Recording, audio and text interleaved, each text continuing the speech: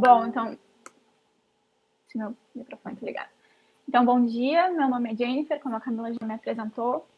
Atualmente, então, estou fazendo doutorado no programa de Ciências Fisiológicas, sou tecnóloga em toxicologia ambiental, como ela já falou também, e vou fazer a minha disciplina de estágio de docência 2, então, na turma de vocês, com a parte de toxicologia do sistema respiratório, a parte de pulmões, né? Bom, então eu vou ficar aqui em tela cheia e não vou conseguir ver o bate-papo, então peço, por favor, caso alguém tenha alguma dúvida e queira falar, ligue o microfone ou a Camila me chama aí.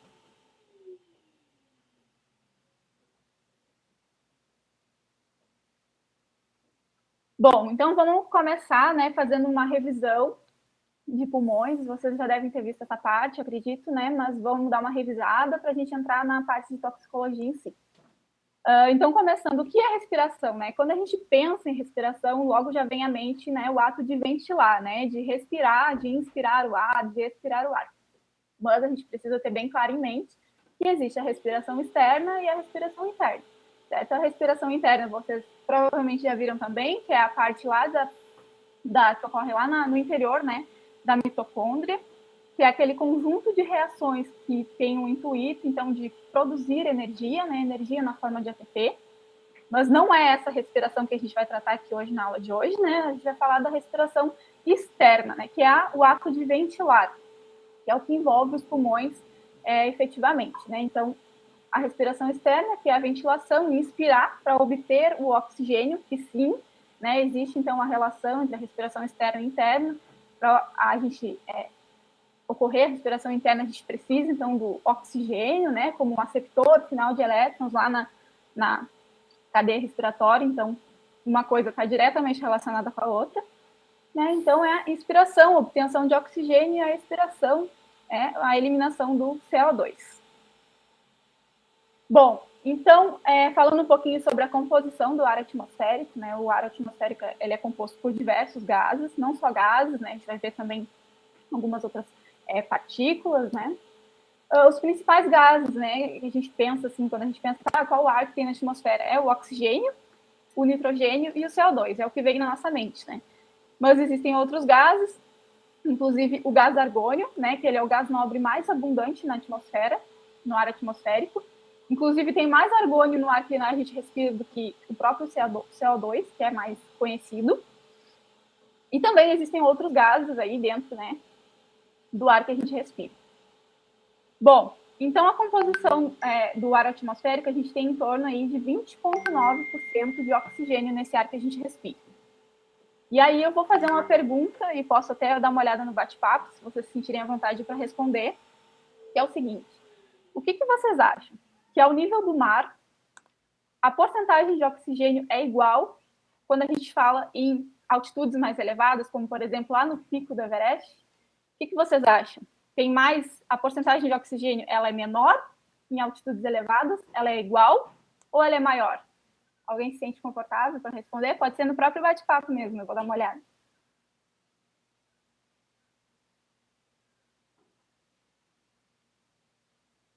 A Miriam diz que acha que é menor. Tu acha que é menor em altitudes elevadas, certo?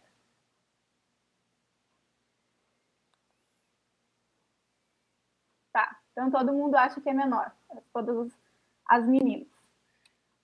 Bom, é o que a gente pensa, né? Por que a gente associa isso? Porque geralmente quando a gente viaja ou quando a gente escuta falar, né, que em altitudes mais elevadas a gente costuma sentir uma falta de ar, né?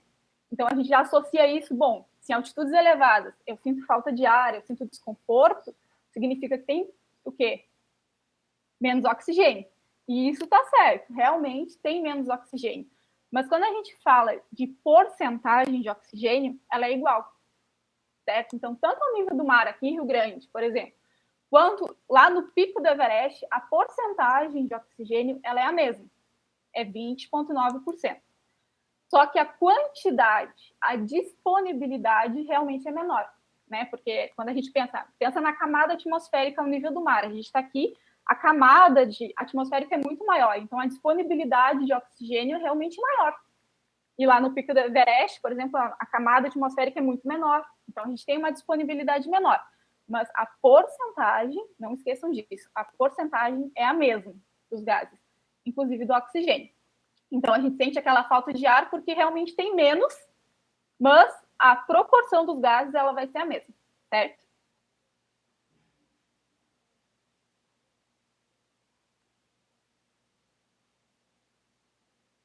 Bom, então, falando de pulmões, né, aqui eu trouxe o exemplo das brânquias, mas a gente não vai ver isso. Acredito que na próxima aula a Camila vai falar de brânquias.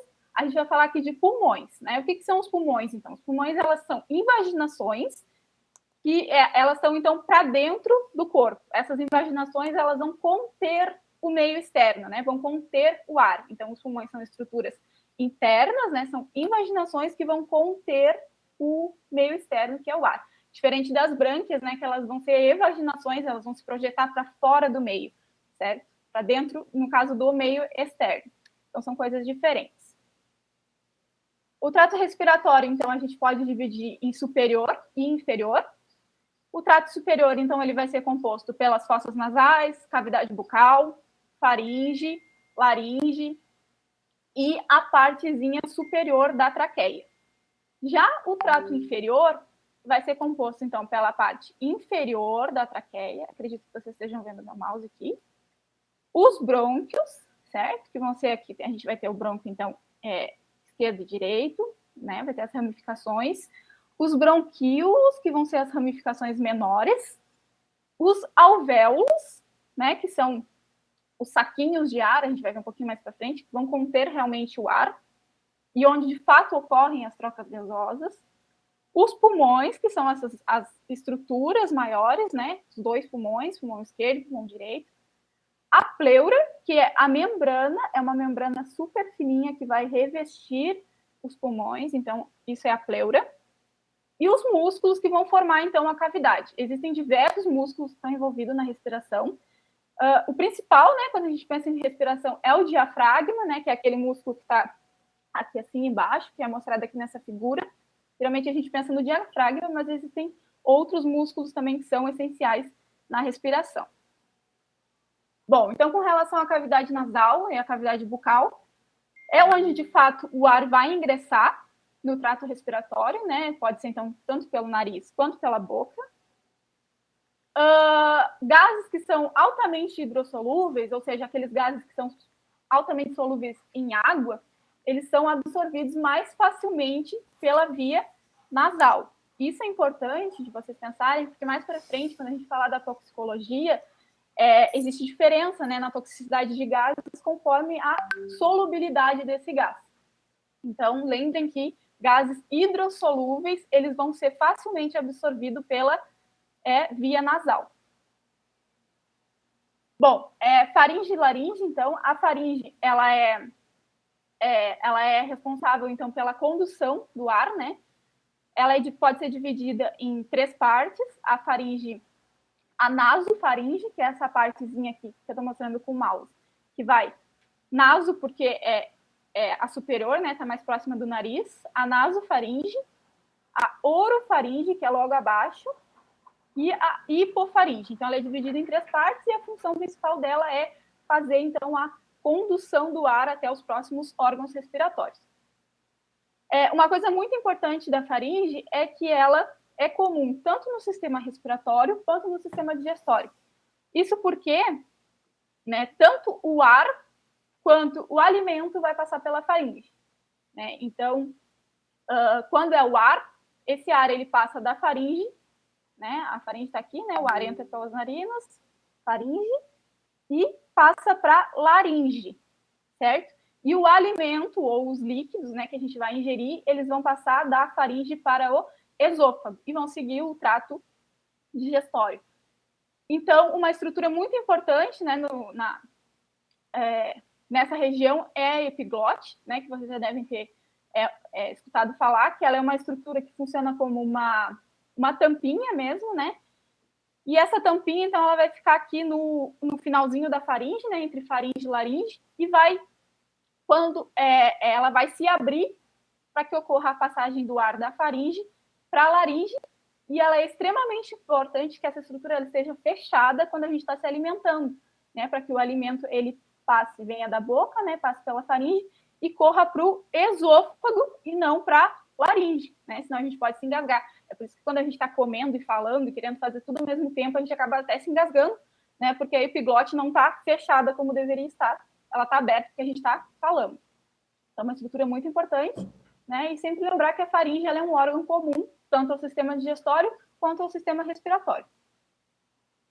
Bom, depois da faringe, então, a gente tem a laringe, né? Que também vai ter como função conduzir o ar, né, aos próximos órgãos respiratórios, mas ela é um órgão extremamente importante para a fonação, para a fala, né? É na laringe que vão se encontrar as cordas vocais, são as estruturas, né, que vão vibrar, né, conforme entra o ar e que a gente vai possibilitar que a gente fale, forme, né, as palavras, graças, né, a essa estrutura que eu estou aqui falando com vocês, né? É claro que não é só a laringe, né, só as cordas vocais que está envolvida na fala. A fala é um processo bastante complexo que vai envolver outras estruturas, né, como a língua, por exemplo, a própria cavidade nasal, tudo isso está envolvido na fala, mas a laringe é um órgão extremamente importante quando a gente fala de fonação, porque é aqui que se encontram as cordas vocais, que são as estruturas que vão vibrar e permitir a fala.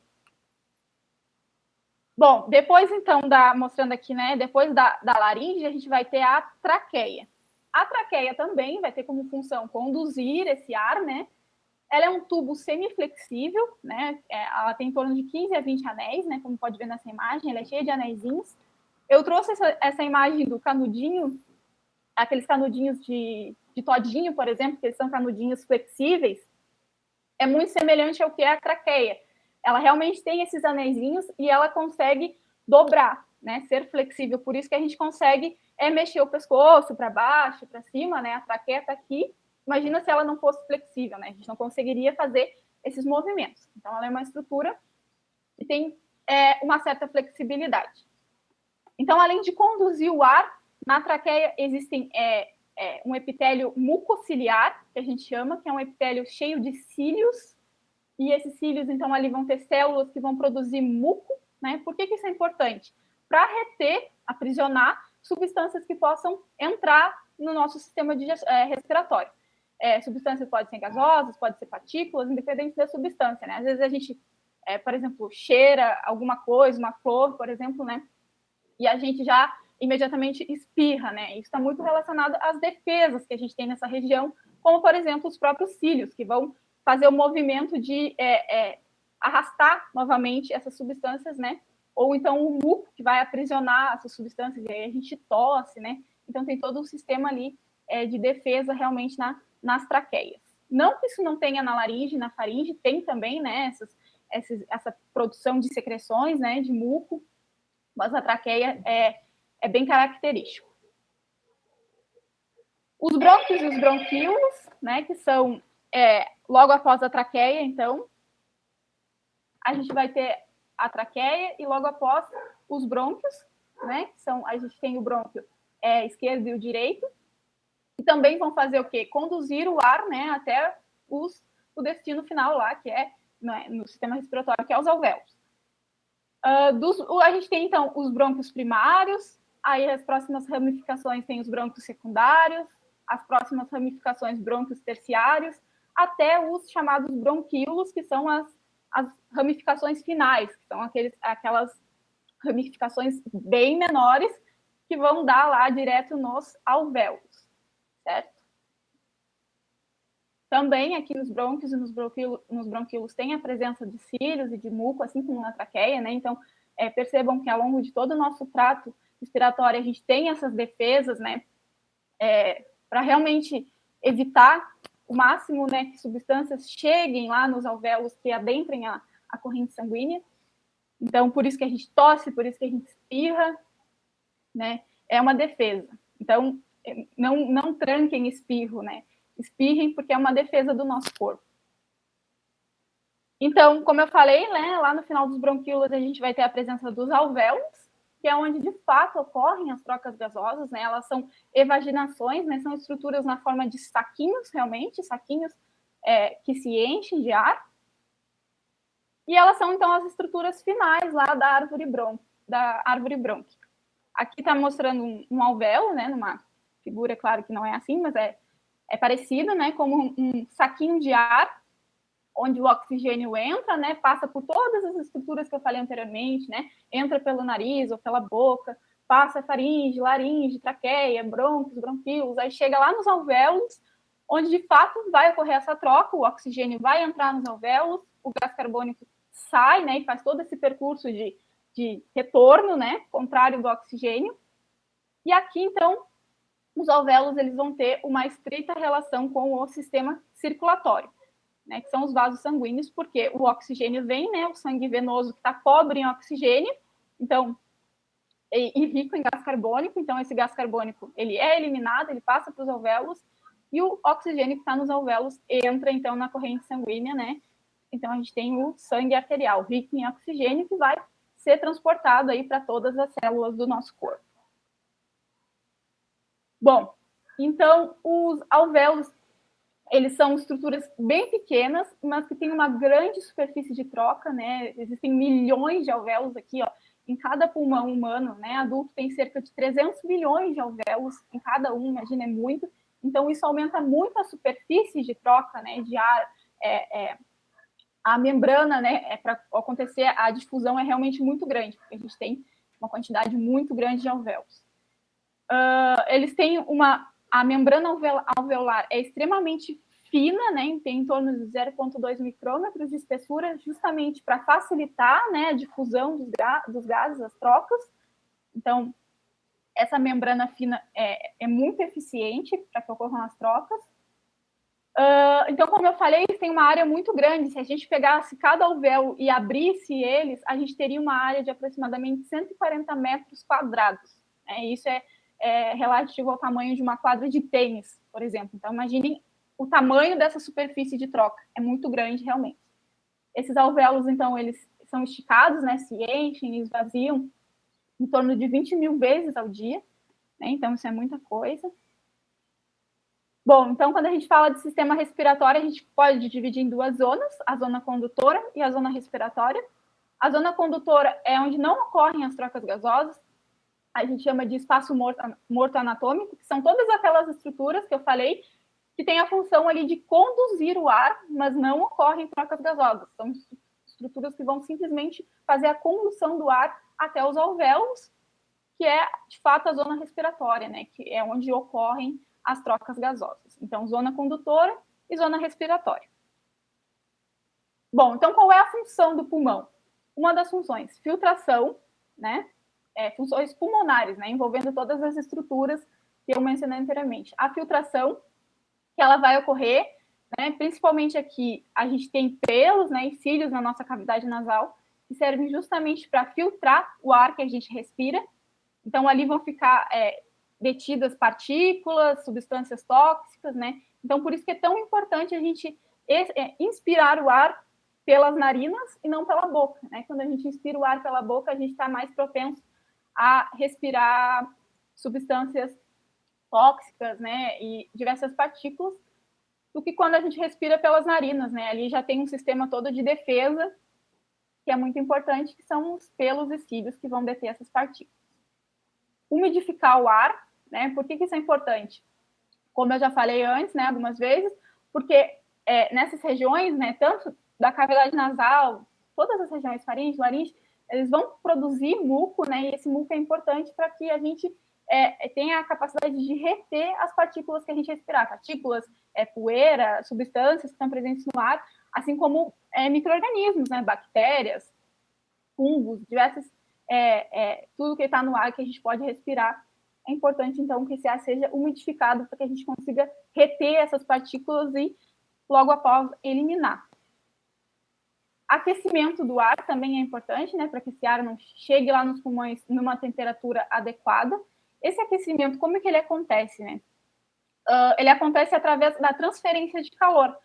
Então, principalmente a região das narinas é uma região muito vascularizada, né? Tem muito vaso sanguíneo ali.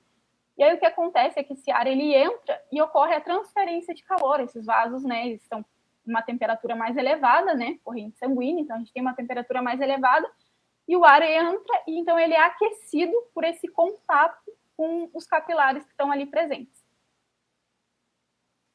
E as trocas gasosas, né, que é digamos aí, o mais importante, né, das funções pulmonares, que vai envolver os processos de ventilação, perfusão e difusão. Bom, então a ventilação nada mais é do que a movimentação do meio externo através da superfície respiratória. Bom, então o ato de inspirar, né, que é o ato de inalar, né, a gente vai inspirar o oxigênio, e o ato de expirar, que é para eliminar o CO2, que é o ato também que a gente chama de exalar. Então, a ventilação, né, ela tem toda uma mecânica envolvida que envolve diversos músculos, né? Como eu falei, a gente sempre lembra do diafragma, né, que é esse músculo que está aqui, nessa parte inferior aqui das costelas, né? Mas existem outros músculos, né? Os escalenos, que são esses músculos aqui de cima, intercostais. Existem diversos músculos que estão envolvidos nesse processo. Na inspiração, todos esses músculos têm, então, a tendência de aumentar o volume do pulmão, certo? E na expiração, esses músculos vão fazer o contrário, que é relaxar e vão reduzir o volume do pulmão. Por que isso? Quando a gente pensa em inspirar e expirar, né, a gente pensa naquela coisa de, por que eu inspiro, né? Eu vou puxar o ar para dentro de mim. Isso realmente pode acontecer se eu fizer uma inspiração forçada, se eu forçar a minha inspiração ou forçar a minha expiração. Mas isso acontece de forma natural, né? Por que isso acontece? Porque a gente tem uma tendência de passar os gases, né, de passarem de uma pressão maior para uma pressão menor, né? Em volumes maiores, a pressão dos gases ela é menor. E em volumes menores, a pressão dos gases ela tende a ser maior. Então, o que acontece? Quando a gente vai inspirar, os músculos que estão envolvidos nesse processo vão aumentar o volume do meu pulmão. Quando eu aumento o volume do meu pulmão, eu estou reduzindo a pressão lá dentro, no interior dos pulmões. E o que acontece? A pressão atmosférica ela vai ser maior do que a pressão no interior do meu pulmão.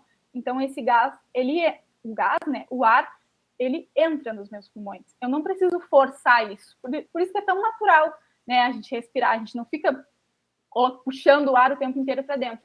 É simplesmente uma diferença de pressão. E na expiração, o contrário. Meus músculos vão relaxar, o meu pulmão vai diminuir de volume.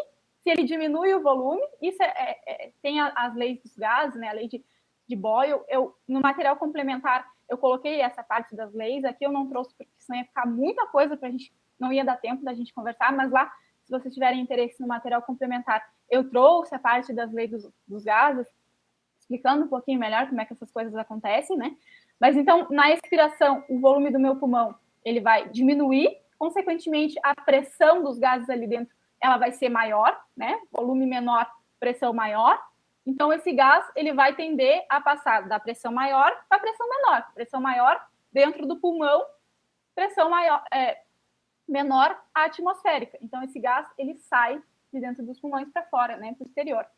Então, não é um processo que a gente precisa ficar forçando o tempo inteiro. A gente pode forçar, né, puxar o ar ou eliminar o ar de forma forçada, mas isso acontece naturalmente por essa diferença de pressão entre o interior do pulmão e o ar atmosférico. Bom, é aqui só para mostrar, né, o volume pulmonar, os pulmões adultos, né, de humanos adultos, comportam em torno de até aproximadamente uns 6 litros de ar, né, mas a gente não usa essa capacidade total dos pulmões, né? A gente utiliza a respiração normal, a gente está em torno ali de inspirar entre 2 e 3 litros de ar, mas existe essa capacidade total e é importante a gente pensar que existe um volume residual. A gente nunca esvazia completamente os nossos pulmões, né? Existe esse volume que sempre está lá dentro, ele está aqui entre aproximadamente 2 litros de ar que estão sempre lá dentro dos nossos pulmões. Por mais que a gente tente expirar o ar todinho, a gente não vai conseguir, certo? Então, é só para pensar nesses volumes, né, que a respiração normal, ela acontece aqui dentro dessa faixa aqui de 500 ml, né, cada vez que a gente inspira e expira normalmente, mas a gente pode forçar isso e expirar mais ar ou inspirar mais ar, né, e existe essa capacidade total em torno aí de 6 litros, certo? Bom, então, depois da ventilação, a difusão, né, que é muito importante. Os gases, as trocas gasosas vão acontecer por difusão, né, que é essa transferência que ocorre do meio mais concentrado para o meio menos concentrado. Alguns fatores são importantes para a difusão, né, tanto o gradiente, né, como eu falei, do gradiente mais concentrado para o menos concentrado, é a direção que vai ocorrer a difusão, a distância que esse ar vai ter que percorrer, né, então por isso que é tão importante a membrana dos alvéolos ser tão fina, né, a difusão é facilitada dessa forma, porque a membrana é fininha. Então, esse gás ele vai passar da parte mais concentrada para a parte menos concentrada através da difusão. E é a questão da pressão que eu falei, né? Vai passar da pressão maior para a pressão menor através de difusão. Ou seja, não existe gasto de energia nesse processo, né? É um processo que ocorre sem gasto de energia. Então, essa difusão ela vai acontecer lá nos alvéolos, né, que é a troca gasosa de fato, né? Aqui, então, a gente tem o alvéolo e a gente tem a corrente sanguínea. E aí, só para exemplificar como realmente é um processo puro de difusão, né? Onde o gás ele vai passar da parte mais concentrada para menos concentrada. Ó, o oxigênio, por exemplo. Nos alvéolos, ele está aqui, oxigênio. 105 é a pressão aqui do oxigênio nos alvéolos. No sangue venoso, que ele é pobre em oxigênio, a gente tem 40, uma pressão de 40. Então, o que acontece? O oxigênio ele passa dos alvéolos para a corrente sanguínea, por quê? Por uma diferença de pressão. E o CO2 é a mesma coisa, ele passa do sangue para os alvéolos por uma diferença de pressão. No sangue, a pressão é um pouco maior, então ele passa para os alvéolos. E a mesma coisa vai acontecer, né, ao longo de aqui, por exemplo, a chegada do oxigênio para as células, né, a gente vai ter uma concentração de oxigênio muito maior que está vindo no sangue arterial em relação à concentração, à pressão de oxigênio lá das células. Então, por isso que o oxigênio passa do sangue arterial para as células, por essa diferença de pressão. Então, existem alguns fatores que podem afetar a difusão, né? Um dos fatores principal é aumentar, então, essa membrana de troca, né? Quando a gente fala de fibrose, que a gente vai ver um pouquinho mais para frente, a fibrose é a deposição de colágeno, né? Quando a gente vai depositando, imagine ir depositando fibras de colágeno numa superfície, a gente aumenta, né, a membrana, a gente aumenta essa superfície, então, consequentemente, a gente dificulta a difusão, porque o gás ele vai ter que atravessar uma membrana muito maior, né, do que se fosse só aquela membrana bem fininha. Então, esses fatores, como, por exemplo, acumular líquido também nos alvéolos, né, que pode acontecer, o edema, né, também vai dificultar a difusão, porque eu não tenho mais aquela membrana fininha, eu tenho aí agora líquido, ou eu tenho uma camada muito maior para que a difusão ocorra. Então, são questões que podem, sim, influenciar e afetar diretamente a difusão. A outra questão é a perfusão, que vai ser a passagem do líquido através do sistema respiratório para um órgão ou para um tecido.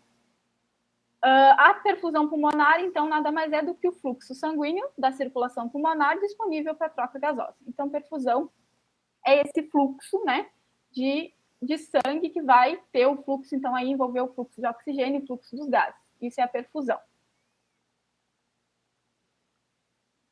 Então, né, falando um pouquinho mais sobre essa parte da perfusão, qual é o percurso do ar, né? O ar ele vai entrar pelas fossas nasais ou pela boca, vai passar todas aquelas estruturas, faringe, laringe, traqueia, e vai se repartir, então, nos brônquios, bronquíolos, chegando até os alvéolos, né? Que é esse processo que a gente chama de inspiração, certo? Quando ele chegar, então, nos alvéolos, esse oxigênio, ele vai passar para o sangue, vai se difundir, né, através das paredes dos alvéolos e vai atingir os capilares, certo? Então, ele passa dos alvéolos para os capilares sanguíneos. Então, esse sangue que é rico em oxigênio, né, o sangue arterial, ele vai ser distribuído para todas as células do corpo, né, ele vai ser transportado na corrente sanguínea e vai ser distribuído, então, para todas as células do corpo, né? Isso é uma parte que acontece aqui, é bombeado pela parte esquerda do coração, né? Esse sangue arterial, para que ele atinja, então, o alvo, que são as células do organismo. E também o contrário, né? Que é quando o CO2 ele vai percorrer aquele percurso de sangue venoso, né? Aquele sangue que está pobre em oxigênio, mas está rico em CO2, ele vai fazer aquele percurso contrário. Ele vai ser bombeado, aí nesse caso, pela parte direita do coração e vai ser eliminado lá no trato respiratório. Então, basicamente, resumindo, esse é o percurso do ar, né, no nosso organismo. E que é o processo, né, que a gente vai chamar de expiração, quando esse ar, esse ar rico em CO2, ele vai ser levado até os pulmões e vai ser eliminado.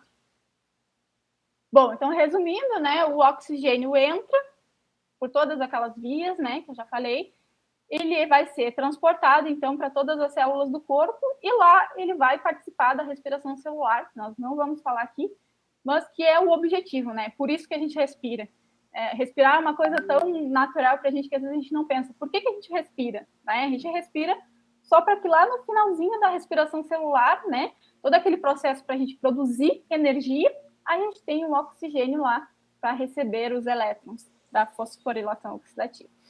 E também, então, nesse processo a gente tem a produção, né, no processo da respiração celular, a gente tem a produção de CO2, né, lá que o CO2 é produzido, ele não vem do nada, né, ele é fruto desse processo, e ele vai entrar, então, no sangue venoso e vai ser eliminado lá pelas vias respiratórias. Bom, então, depois desse resumão, né, eu vou falar um pouquinho sobre a parte de toxicologia em si, né, do sistema respiratório, quais são as respostas tóxicas desse sistema. Bom, então lembrem que eu falei da parte da composição do ar atmosférico, né? O ar atmosférico, então, ele é composto por oxigênio, nitrogênio, argônio, CO2, mas também tem aquela parte, né, aquela porcentagem que sim é menor, né, do que comparado aos outros gases, mas que ali existem vários gases que podem sim serem gases tóxicos, né, como o dióxido de enxofre, monóxido de carbono, óxido de nitrogênio, o próprio ozônio, né? Então são gases que podem ter alguma toxicidade. Além desses gases, a gente também vai ter as partículas inaláveis, que são aquelas partículas que vão estar ali dispersas no ar, que consequentemente a gente acaba inspirando, né, e levando para o interior do nosso trato respiratório. Além desses gases, né, a gente também tem os compostos que são voláteis, né, como, por exemplo, a gasolina, por exemplo, a própria gasolina, ela é volátil, né, então a gente acaba também inspirando isso e levando para o interior do nosso organismo. Bom, então quando a gente inspira algo tóxico, né, quando a gente inala alguma coisa tóxica, isso pode afetar tanto o nosso tecido pulmonar, né, o próprio pulmão, as células ali dos pulmões, como também órgãos mais distantes, né? Não necessariamente porque eu vou inalar alguma substância, eu vou afetar o pulmão diretamente. Pode ser que eu inale alguma substância e eu afete o meu fígado, o cérebro, certo? Por que isso acontece? Porque quando a gente inala, assim como o oxigênio, que ele vai ser transportado lá nos alvéolos, vai ocorrer as trocas gasosas, e esse oxigênio vai ser transportado para todas as células do nosso corpo, outros gases também vão ser, consequentemente, né, se eles tiverem a capacidade de chegarem até os alvéolos e atravessarem a corrente sanguínea, bom, aí, né, pode chegar em qualquer lugar e causar toxicidade a diferentes órgãos. Bom, então, com relação à toxicologia por inalação, quando a gente fala toxicologia por inalação, isso a gente está se referindo à via de exposição, certo? A via que eu fui exposto àquele composto. Então, é uma toxicologia por inalação. Agora, quando a gente fala em toxicologia do sistema respiratório, é algo um pouco mais amplo. Não necessariamente eu fui exposto por uma via inalatória. Né? Quando eu falo em toxicologia do sistema respiratório, vai se referir à toxicidade em um órgão-alvo, nesse caso, né, os pulmões.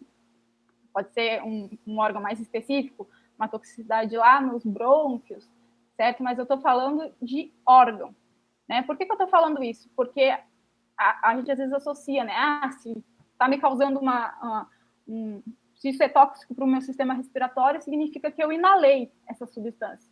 E não necessariamente, né? Então, pense nessa toxicologia por inalação é uma coisa, toxicologia do sistema respiratório é outra coisa. Eu posso ter uma outra via de exposição, eu posso ingerir uma determinada substância, né? Isso cair no meu trato digestório e acabar chegando na minha corrente sanguínea, e aí a mesma coisa, né? Se está na corrente sanguínea, pode acabar atingindo os meus pulmões, né? Então, sempre pense e existe diferença entre essas duas coisas. Então, como eu já falei, eu posso ter uma lesão no meu pulmão, tanto direta quanto uma lesão secundária, né? Eu posso inalar um composto e atingir o meu pulmão diretamente, ou eu posso ingerir alguma substância e essa substância que eu ingeri acabar afetando os meus pulmões, porque, né, caiu na corrente sanguínea e chegou até os pulmões.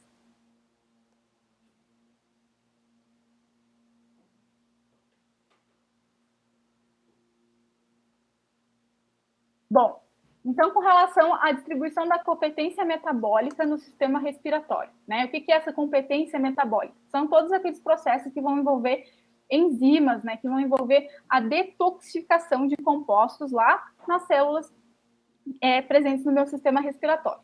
Então, pensando nessas defesas, né? No sistema respiratório, assim como em outros órgãos, né? No fígado, por exemplo, que é muito conhecido, né? Por processos de detoxificação, a gente também tem esses processos nos nossos pulmões, né? Lá existem enzimas, principalmente as enzimas do sistema da citocromo P450, né? Que são enzimas de biotransformação, elas estão presentes, né? Nos pulmões, no sistema respiratório.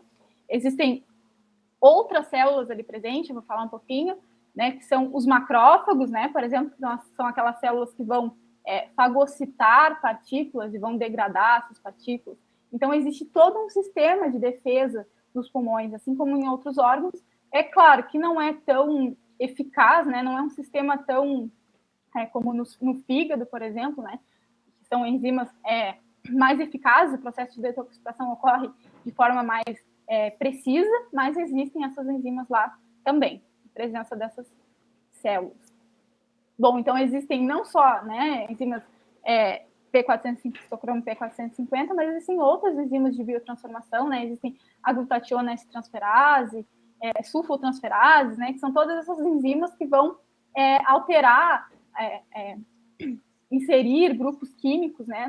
Nas substâncias que vão ser inaladas e vão alterar, então, a estrutura química dessas substâncias com o intuito, então, de eliminar, facilitar a eliminação desses compostos do nosso organismo. É claro que nem sempre, né, a gente vai ver o exemplo do benzopireno, por exemplo, nem sempre essa biotransformação ela é boa, né? Nem sempre ela vai facilitar ou vai tornar a eliminação ou vai tornar esse composto menos tóxico. Às vezes pode acontecer o contrário, né? Uma enzima biotransformar um composto e ele acabar se tornando ainda mais tóxico, né? Mas existem, né? Saibam que existem essas enzimas lá no sistema respiratório. Bom, então, com relação aos inalantes tóxicos, né? Quando a gente fala de inalantes tóxicos, são os gases, né? O local de sedimentação, né, desses gases, né? Até onde esses gases são capazes de chegar, elas vão definir o padrão da toxicidade desse gás, né? Então, lembrem que eu falei lá no início da parte da cavidade nasal, né? Que ela é capaz de absorver gases que são altamente solúveis, né? Então, a toxicidade de um gás está diretamente relacionada à hidrossolubilidade dele, o quão solúvel ele é em gás. Então, isso é muito determinante, né? A solubilidade do gás é determinante, né? Para saber até onde esse gás chega. Ele vai até as narinas, ele chega nos brônquios, ele chega nos alvéolos, ele atravessa a corrente sanguínea, né? Então, como que isso acontece? Gases que são altamente solúveis, que têm alta solubilidade em água, eles não vão penetrar muito além do nariz, né, da cavidade nasal. Por quê? Porque a cavidade nasal tem essa capacidade, né, de absorver gases que são solúveis, né? Ali tem muco ali, né? Então a capacidade de absorver esses gases solúveis é muito grande. Então, por isso que gases que são altamente solúveis, eles tendem a serem gases que não são tão tóxicos para os animais, né? Mas isso não é uma regra, né? Claro, a gente associa a não ser tóxico porque ele chega até a cavidade nasal, ele não vai chegar mais a fundo, né? Ele não vai atravessar a corrente sanguínea. Mas é claro, né? Que não é regra. Não significa que porque um gás ele é muito solúvel, ele não é tóxico. Não, não é isso. Mas eles costumam não serem tão tóxicos, né? Por exemplo, aqui eu trouxe o dióxido de enxofre. Ele é um gás tóxico. A gente sabe que o dióxido de enxofre é tóxico. Mas a gente costuma associar, dizer que ele não é tão tóxico porque ele vai chegar lá na cavidade nasal, a gente respira dióxido de enxofre, né? A gente sabe que tem dióxido de enxofre no gás que a gente respira. Mas imagina se fosse um gás que não é, tem baixa solubilidade em água, ele é muito mais tóxico, porque se ele estivesse no ar e a gente estivesse respirando ele o tempo inteiro, imagine, né? Ele está chegando lá nos meus alvéolos, está caindo na minha corrente sanguínea, então é diferente do dióxido de enxofre. Ele é tóxico, sim, né? Isso vai influenciar o quê? A exposição, quanto eu sou exposta a esse gás, e também a concentração desse gás, é claro. Mas é importante saber que ele não vai chegar lá na minha corrente sanguínea, mas que sim, pode causar toxicidade. Existem os gases que são relativamente solúveis, né, que têm ali uma certa solubilidade em água, eles vão penetrar nos pulmões e vão alcançar as vias aéreas, né, chegando até os alvéolos, e podem sim apresentar respostas tóxicas, né, como por exemplo o ozônio e o dióxido de nitrogênio, mas eles não vão atravessar o sangue. Então, sim, eles têm toxicidade, mas não são tão tóxicos como, por exemplo, os gases que são muito insolúveis, aqueles gases que são muito pouco solúvel em água, como, por exemplo, né, o monóxido de carbono. Né? Por que o monóxido de carbono é tão tóxico? Né? É fatal. Se tu ficar exposto por minutos ao monóxido de carbono, é fatal. É morte na certa, porque ele é um gás que ele chega na corrente sanguínea muito facilmente. Né? Se ele fosse um gás muito solúvel em água, ele ia ficar lá nas vias nasais e, né, claro, poderia causar uma toxicidade, né, dependendo do tempo de exposição, dependendo da concentração desse gás, sim, poderia. Mas baixíssimas concentrações de monóxido de carbono, uma exposição muito curta, né, falando de exposições de minutos, pode ser fatal. Por quê? Porque esse gás ele é pouco solúvel, consequentemente, ele vai atravessar via nasal, ele vai atravessar alvéolos e vai chegar na corrente sanguínea e vai exercer a toxicidade dele. Então, sempre associem gases muito solúveis costumam ser menos tóxicos. Gases pouco solúveis em água costumam ser mais tóxicos. E também tem os inalantes tóxicos, que são as partículas. Né? Em geral, partículas que têm um tamanho maior, elas vão ficar, né, retidas na parte das vias aéreas mais superiores. Né? Então, como eu falei, na cavidade nasal, por exemplo, a gente tem a presença ali dos pelos, né, que vão ser capazes de reter essas partículas. Então, partículas maiores vão ficar retidas nesses pelos, naqueles cílios que existem ao longo de todo o sistema respiratório, né?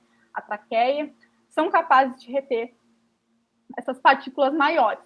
No entanto, partículas que são menores, partículas muito pequenas, elas podem sim, né, chegar até os alvéolos.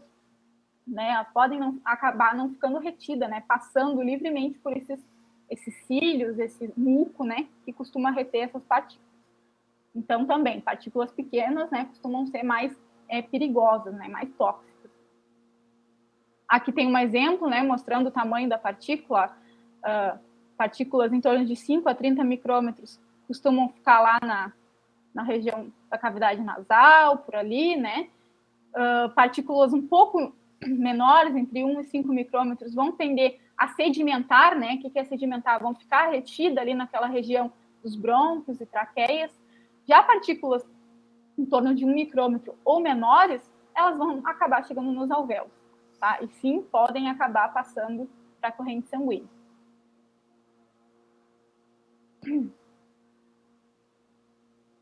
Então, aqui o padrão de respiração pode afetar, né, a deposição da partícula.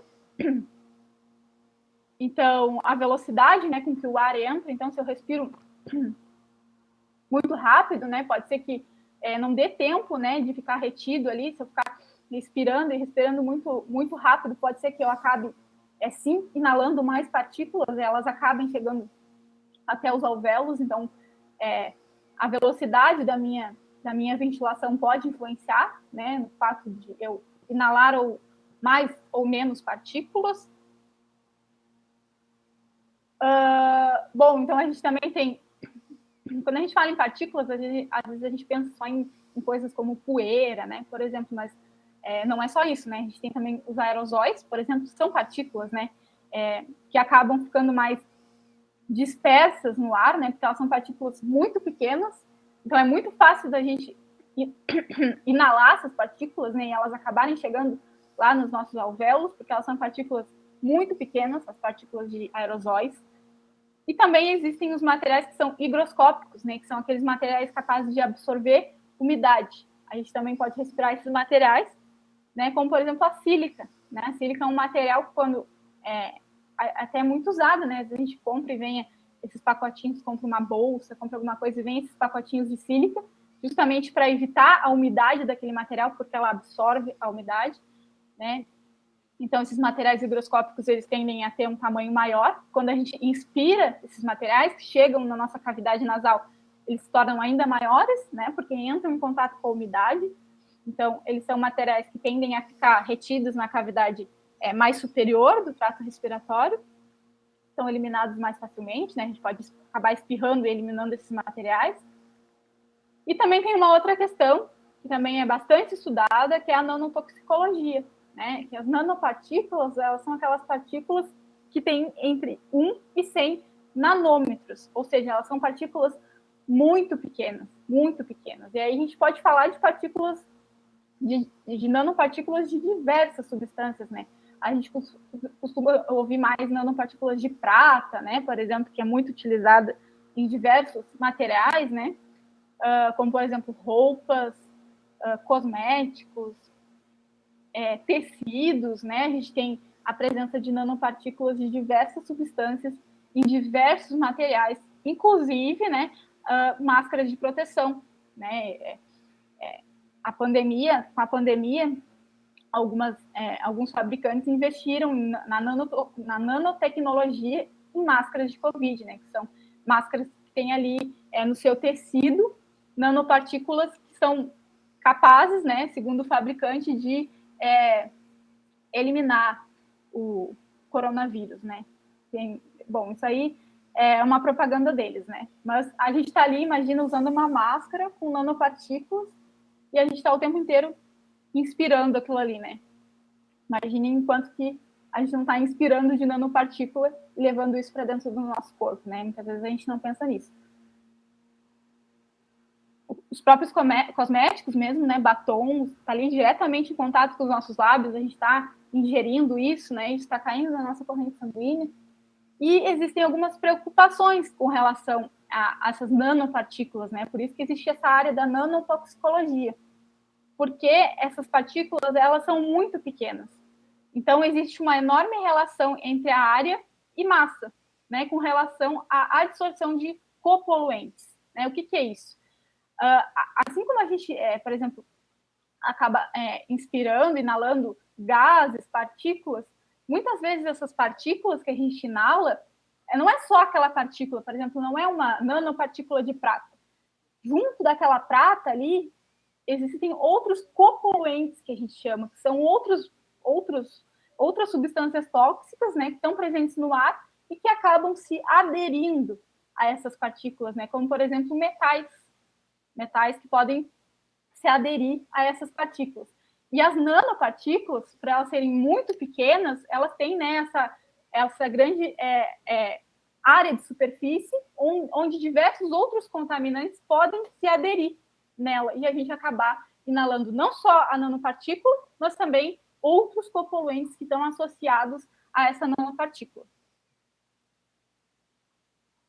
Outra questão, outra preocupação, né, da nanotoxicologia, quando a gente pensa em sistema respiratório, é com relação à estrutura dessa nanopartícula, né?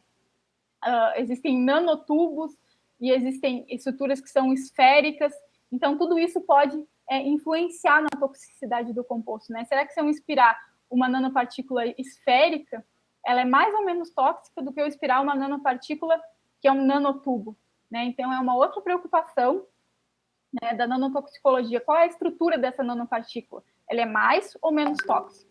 A gente está falando aqui de sistema respiratório, mas também pode envolver outro sistema, né? Mais tóxica para o meu sistema nervoso, por exemplo, né? Então, essa estrutura está diretamente relacionada à toxicidade. E também tem uma outra preocupação com relação às nanopartículas, que é se as defesas elas são eficazes contra partículas que são tão pequenas, né? Porque a gente viu que a gente tem algumas defesas, né? Que são essas defesas físicas, os cílios, né? Os pelos, o próprio muco, né? A gente já viu que para partículas muito pequenas essas defesas não são tão eficientes, né? Essas partículas vão acabar passando livremente por essas defesas. E será que as nossas defesas lá enzimáticas, elas vão ser também eficientes para partículas tão pequenas? Então, tudo isso é muito estudado, né? É uma área de estudo, inclusive no ICB tem alguns colegas que trabalham com nanotoxicologia, justamente para analisar, será que essas partículas tão pequenas, elas são mais tóxicas? Será que elas são menos tóxicas? Né? Então, existe essa preocupação com relação ao tamanho da partícula. Bom, então, essas partículas, elas podem se depositar de diferentes formas, né? Pode ser por impacto, ou seja, eu inalo essa partícula e ela acaba sofrendo um impacto mesmo, né? Eu vou inalar ela, ela acaba batendo lá na minha traqueia, por exemplo, ou na minha faringe, e ela acaba se depositando ali. Pode ser por sedimentação, né? Ou seja, essa partícula, ela vem vindo e em algum momento ela vai sedimentar em alguma região do meu sistema respiratório, ou também pode ser por difusão, essa partícula acabar entrando realmente nas minhas células, né, caindo na minha corrente sanguínea, passando por difusão. Então, existem diferentes formas que essas partículas vão se depositar no nosso trato respiratório. Bom, então aqui falando do clearance de partículas, né, que é o clearance, ele o significado dele, a tradução seria como algo como depuração, né, eliminação, né? Então, como que ocorre a eliminação dessas partículas, né? É uma defesa muito importante, né, do nosso sistema pulmonar. Então, quando a gente remove essas partículas de forma mais rápida, isso vai diminuir o tempo que essa partícula, essa substância tem para causar lesão no meu tecido, né? Ou seja, se eu inalo uma determinada partícula e eu, consequentemente, já espirro e elimino essa partícula, o tempo que ela teve para causar uma lesão no meu trato respiratório ou para ser absorvida é muito menor, certo? Então, ou o contrário, né? Quando eu inalo uma partícula e eu não consigo eliminar ela, ela acaba entrando no meu trato respiratório e ela vai ficar lá por mais tempo o suficiente para causar alguma lesão ou até mesmo para acabar sendo absorvida pela corrente sanguínea. Então, eu posso eliminar essas partículas de que forma? Tanto pelo estômago, né? Eu posso acabar inalando, essa partícula entra e ela já pode cair direto lá para o meu esôfago, ou eu posso também, tem um processo chamado de, né, quando esse muco que a gente produz, né, no nosso trato respiratório, a gente pode acabar, né, a gente vai reter essas partículas, essas substâncias, e a gente pode acabar engolindo, né, esse muco, a gente acaba engolindo esse muco. Também é uma forma de eliminar essas partículas. Então, sim, eu posso eliminar num espirro, numa tosse, esse muco, como também eu posso engolir, né, é uma forma de eliminar as partículas. Pode ser por meio dos vasos, né, acabar caindo na corrente sanguínea, tanto no sangue quanto na linfa, e acabar, a partir daí, sendo eliminado, né, por diferentes vias. Né? Então, a gente tem, dividindo aí o clearance nasal, que é algo mais simples, né, uma eliminação mais simples, e essas substâncias elas vão entrar na nossa cavidade nasal e ela vai ser eliminada por mecanismos que são extrínsecos, né? São mecanismos como, por exemplo, eu tossir ou eu espirrar. É uma maneira de eu eliminar essas partículas de uma forma mais simples, que não envolva nenhum processo mais complexo. E também a questão da deglutição, né? Que eu já falei, essas partículas vão acabar ficando retidas ali no muco e a gente vai engolir simplesmente, né? E aí conseguir eliminar essas partículas de forma mais simples, né? Aqui também a parte da eliminação, quando essa substância já atingiu a traqueia lá e os brônquios, né? Posso acabar também deglutindo, né? espirrando e deglutindo essas partículas, engolindo elas. E o clearance pulmonar, né, que é um pouco mais complexo, né, imagina depois como que eu vou eliminar essas substâncias, né, elas podem ser, então, aprisionadas diretamente na camada do muco e transportadas para cima, né, eu posso eliminar, então, espirrando, tossindo. Elas podem ser fagocitadas por macrófagos, e aí vão ser eliminadas, né, por meio do sistema mucociliar, ou seja, existem macrófagos ali naquela região que podem fagocitar essas partículas e aí, então, degradar essas partículas. Nos alvéolos também existem esses macrófagos, aí ao invés de ser eliminado pelo sistema mucociliar, vai ser removido pelo sistema linfático, né? Também posso eliminar por meio da corrente sanguínea, né? A partir do momento que chegou nos alvéolos, caiu na corrente sanguínea, pode ocorrer uma eliminação aí depois pela corrente sanguínea. Partículas pequenas podem penetrar nas membranas epiteliais, né? Aí não necessariamente ela vai chegar nos alvéolos e cair na corrente sanguínea, ela pode simplesmente penetrar no tecido em outros tecidos, tecido da traqueia, tecidos dos brônquios. E partículas insolúveis, elas podem ser sequestradas no pulmão por períodos muito longos, né? E também ser, então, degradadas por macrófagos que estão presentes ali nessa região. Bom, então, algumas respostas agudas, né? Quando a gente é exposto a alguma substância, a uma exposição aguda a alguma substância, essa substância pode causar estresse oxidativo no trato respiratório, né? O estresse oxidativo, ele é, então, o desbalanço entre os radicais livres e as defesas antioxidantes, né? Esses radicais livres, eles têm, então, a capacidade de causar danos, né? Como danos de DNA, danos na membrana, né? Lipoperoxidação. Então, é um dos mecanismos que substâncias que acabam chegando nos pulmões podem exercer, né? Acabar gerando estresse oxidativo. Então, os radicais livres, né, como o ozônio, né, que radicais livres que podem ser gerados pela exposição tanto ao ozônio, dióxido de nitrogênio, fumaça de tabaco, ou então as próprias células de defesa pulmonar podem acabar gerando radicais livres, sim, né, células de defesa podem acabar gerando estresse oxidativo. Quando ocorre, então, uma lesão celular de qualquer tipo, ocorre a liberação de componentes celulares que vão acabar extravasando, né, o seu conteúdo e vão acabar gerando espécies reativas de oxigênio, né? A gente vai ver, tem uma doença chamada asbestose, e os macrófagos, eles acabam fagocitando o amianto, né? Não sei se vocês já ouviram falar, eles fagocitam essa substância, só que essa substância ela é tão tóxica que ela acaba sendo tóxica para o próprio macrófago.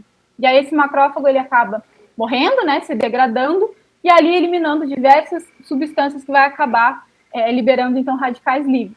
Então, não só os próprios compostos podem gerar o estresse oxidativo, né, a produção de radicais livres, como também de forma indireta, né, vindo aí da degradação de células que estão presentes no sistema respiratório.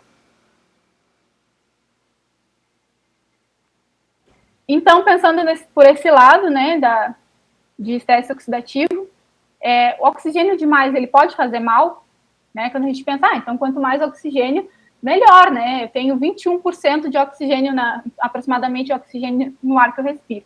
Então, se eu tiver mais, se eu tiver 40, 50, se eu tiver 100% de oxigênio, olha que maravilha, né? Eu vou respirar muito bem. E, na verdade, não, né? Já foram feitos experimentos onde os animais foram expostos a atmosferas com 95% a 100% de oxigênio, e esses animais, eles desenvolveram diversas lesões pulmonares e até mesmo foram levados à morte, né, em um período muito curto de dias, entre 3 e 4 dias. Então, sim, oxigênio demais faz mal. A gente precisa respirar, ter a porcentagem de oxigênio ali na dose certa para que não faça mal. Por que isso acontece, né? O oxigênio demais, ele vai acabar resultando em radicais livres, né? Eu vou falar aqui um exemplo, não sei se vocês já ouviram falar, que é a isquemia, né? A isquemia é um processo onde ocorre a redução, né, do fluxo de oxigênio, né? Então, a concentração de oxigênio, ela cai muito, né? Isso acontece muito no cérebro, por exemplo, né? As pessoas têm isquemia, e aí as pessoas ficam cheias de sequelas, né? Cheias de coisas. É essa redução do aporte de oxigênio, né? Do fluxo de oxigênio. Então, quando ocorre, né, esses processos de isquemia, o ATP, né?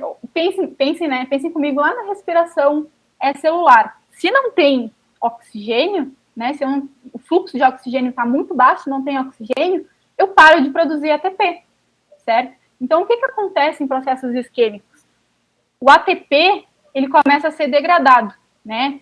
A gente começa a degradar para obter o máximo possível de energia. Então, o ATP, nesses processos de isquemia, ele é degradado a ADP, depois a AMP, adenosina, inosina, até a hipoxantina, né?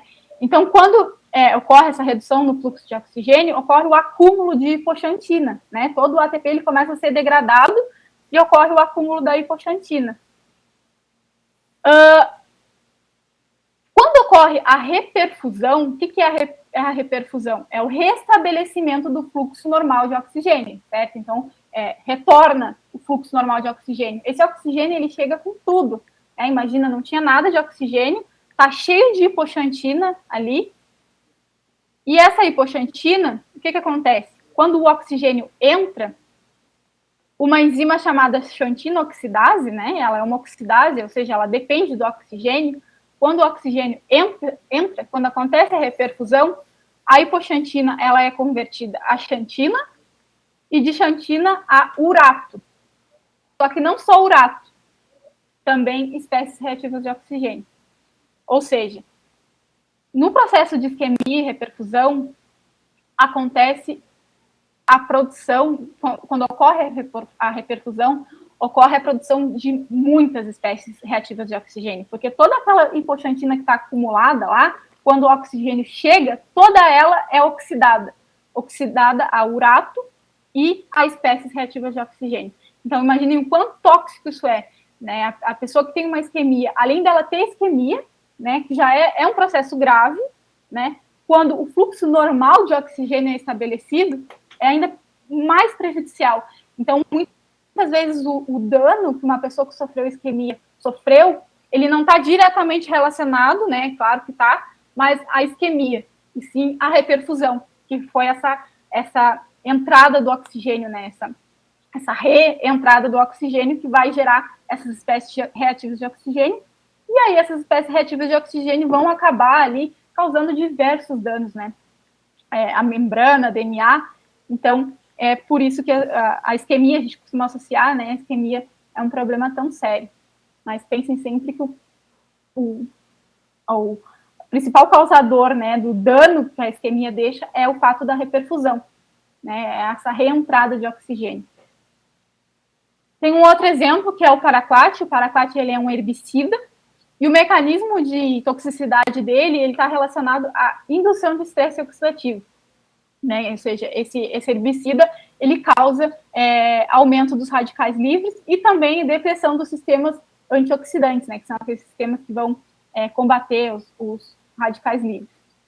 Então, quando a gente é exposto ao paraquat, e olha que interessante, né? Quando a gente é exposto ao paraquat, eu não estou falando de uma exposição inalatória, né? Falando de uma exposição via sistema digestório.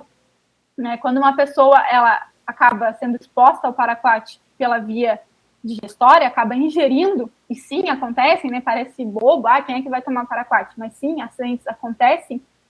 Esse paraquat, por mais que ele não tenha sido inalado, ele causa toxicidade direta aos pulmões. Ele acaba atingindo a corrente sanguínea e acaba atingindo os pulmões.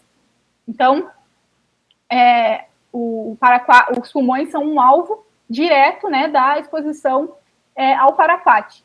Uma vez que ele chega nos pulmões, ele pode causar edema, hemorragia, inflamação, fibrose e levar a uma falência respiratória grave, né, levar até a morte. O edema pulmonar, né, é um outro problema que uma exposição aguda a algum composto pode gerar. Né, esse edema nada mais é do que o acúmulo, né, de líquido no interior dos pulmões, né, no interior dos alvéolos. Edema é uma coisa bastante grave que vai afetar diretamente a ventilação, né? Porque imaginem, é aquela questão da difusão. Se eu tenho um alvéolo cheio de líquido, eu dificulto a difusão, né? Então, consequentemente, eu dificulto as trocas gasosas. Né? Então, edemas são situações bem graves que podem afetar diretamente os processos de ventilação e de perfusão, né? De troca desses gases.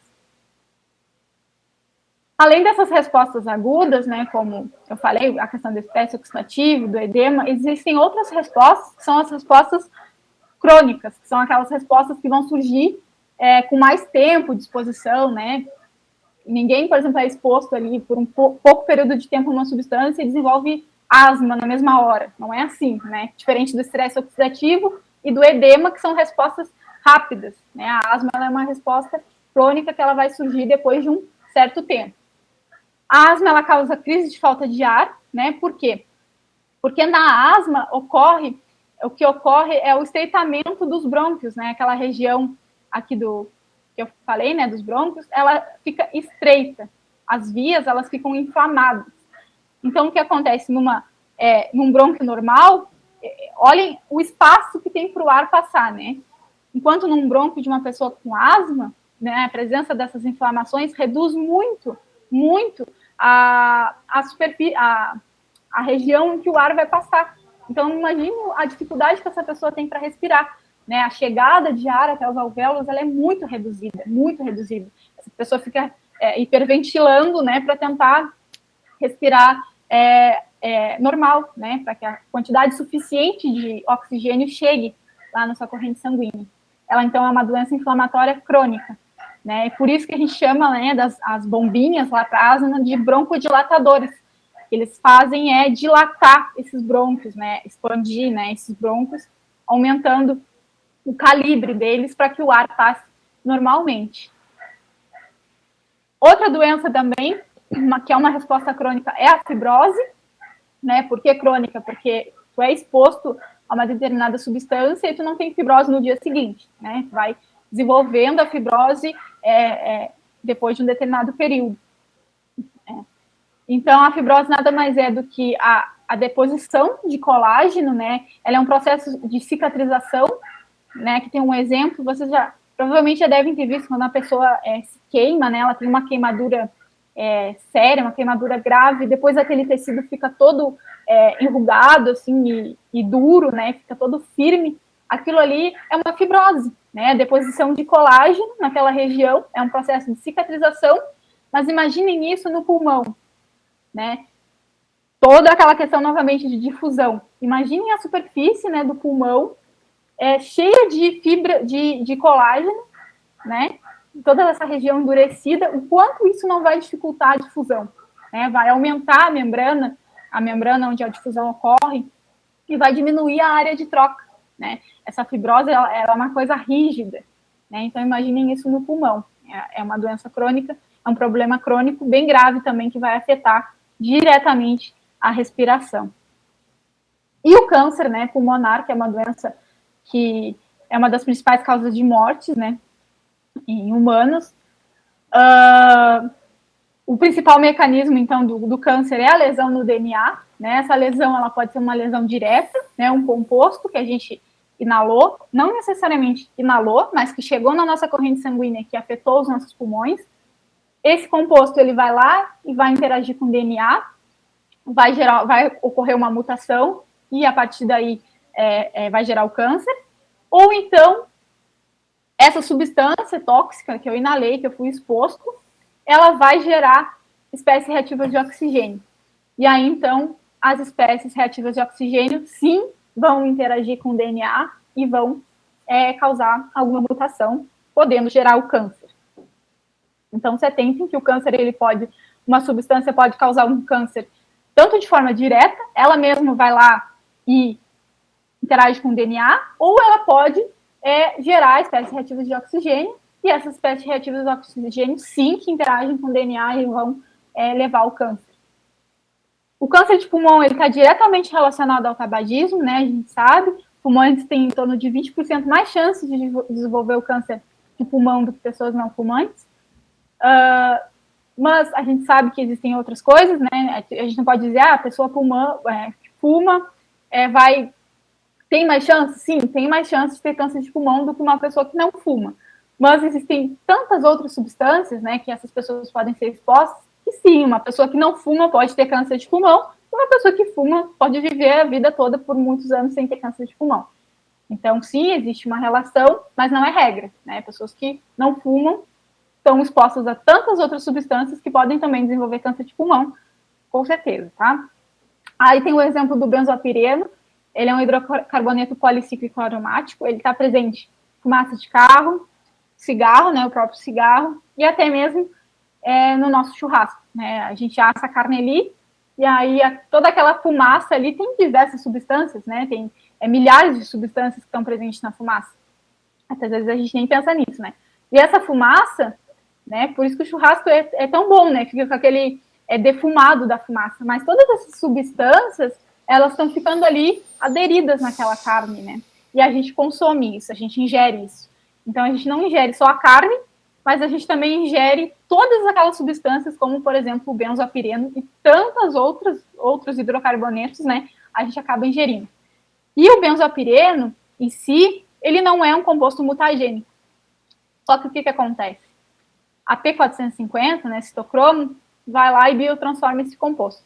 Né? Aí, que vocês já devem ter visto, que eu já falei também anteriormente, é que nem sempre, né, uma biotransformação vai transformar esse composto, né, em um composto menos tóxico, que vai ser facilmente eliminado. Muitas vezes a biotransformação pode sim gerar um composto ainda mais tóxico, que é o caso do benzoapireno. A enzima vai lá, biotransforma o composto, né, e acaba gerando um epóxido de benzoapireno, que é muito mais tóxico e que interage diretamente com o DNA. Né, esse epóxido de benzoapireno, ele se liga no DNA, gera mutações, né, e essas mutações podem acabar resultando em câncer. Um outro exemplo é o amianto, né, que eu falei, é o amianto ou asbesto, né, é a mesma coisa. Ela é uma fibra mineral natural, tá? Ela é encontrada em depósitos subterrâneos. É mais ou menos, isso aqui é uma fibra do amianto, né? Podem ver que é toda fibrosa mesmo, parece um monte de pelinhos, né? São fibras. Essa fibra, ela tem algumas propriedades físico-químicas muito interessantes, ela é muito resistente, resiste a altas temperaturas, tem boa capacidade, qualidade isolante, tem uma alta durabilidade, ela é uma fibra flexível, né? Então, ela já foi muito, muito, muito utilizada na indústria, né? A gente pode ver as caixas d'água.